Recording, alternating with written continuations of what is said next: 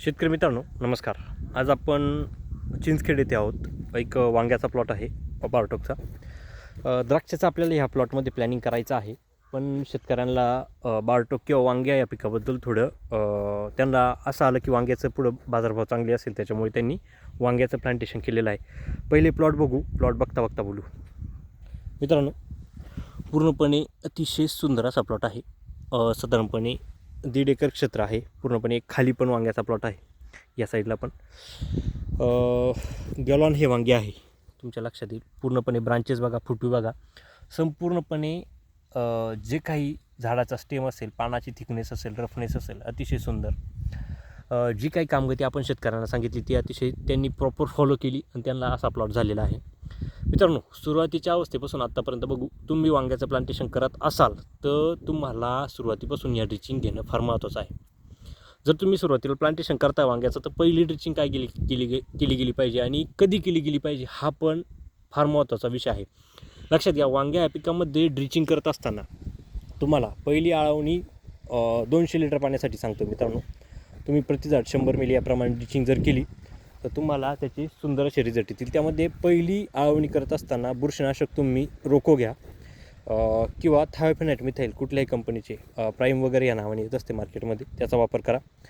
त्यानंतरून त्यामध्ये स्लेअर pro 200 litre पाण्यासाठी 250 milli, route fast 500 आणि IBA 2 ग्रॅम. असं जर पहिली ड्रिचिंग जर केली तर तुम्हाला मुळांची चांगली वाढ किंवा पानांची नवीन फुटवे किंवा नवीन वाढ पानांनी काढलेली तुम्हाला इथे दिसत असते. दुसरी ड्रिचिंग जी आहे ती आपण 7व्या दिवशी आपण शेतकऱ्यांना रिकमेंडेशन करत असतो. त्यामध्ये 13-40-13 किंवा जर शेतकऱ्याची परिस्थिती जर चांगली असेल तर तिथे 14-48 या ग्रेडचा आपण वापर करत असतो. तिथं 2 किलो प्रति एकरी याप्रमाणे 14-48 घ्यायचं आणि 13-40-13 2 किलो प्रति 200 लिटर पाण्याला. मॅग्नेशियम सल्फेट त्यामध्ये घ्यायचं आहे तुम्हाला 2 किलो, व त्यामध्ये रिवाइंटल F 500. अशी जर दुसरी जर ड्रिचिंग आपण जर केली तर तिथे आपल्याला फुटव्यांची संख्या भविष्यामध्ये चांगली भेटत असते. आता लक्षात घ्या, तिसरी ड्रिचिंग तुम्ही बॅक्टेरियांची करू शकता, पण जी चौथी ड्रिचिंग आहे ती फार महत्त्वाची आहे, जी की झाडामध्ये, आता इकडे प्लॉट आहे शेतकऱ्याचा खाली, झाडामध्ये DNA RNA फॉर्म्युलेशन प्रॉपर होण्यासाठी आपल्याला चौथी ड्रिचिंग ही फार गरजेची असते. ती कंप्लीट 12व्या दिवशी मी सांगत असतो कुठल्याही पिकाला.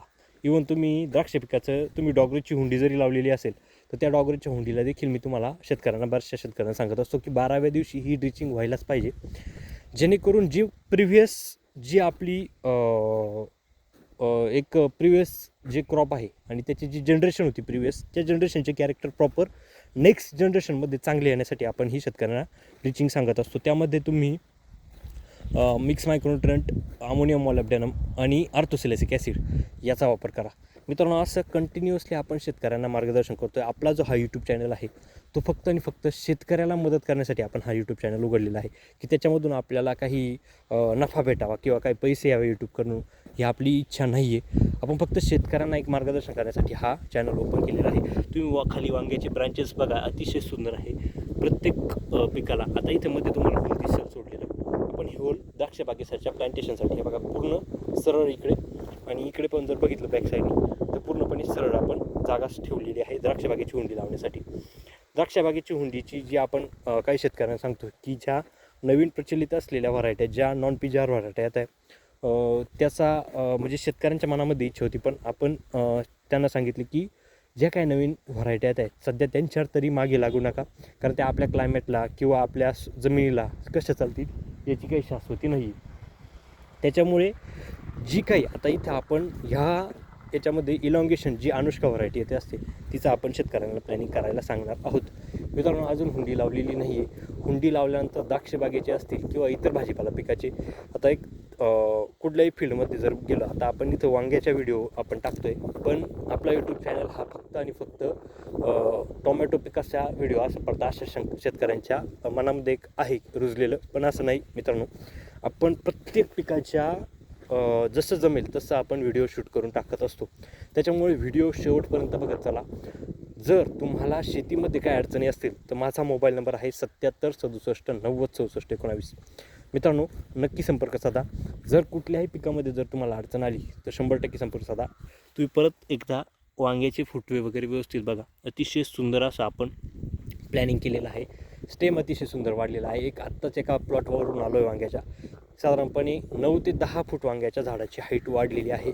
इतकं झाडाची प्रॉपर आपण ग्रोथ तयार केलेली आहे. मित्रांनो, जर काही शंका असतील तर नक्की विचारा. चला तर मग धन्यवाद.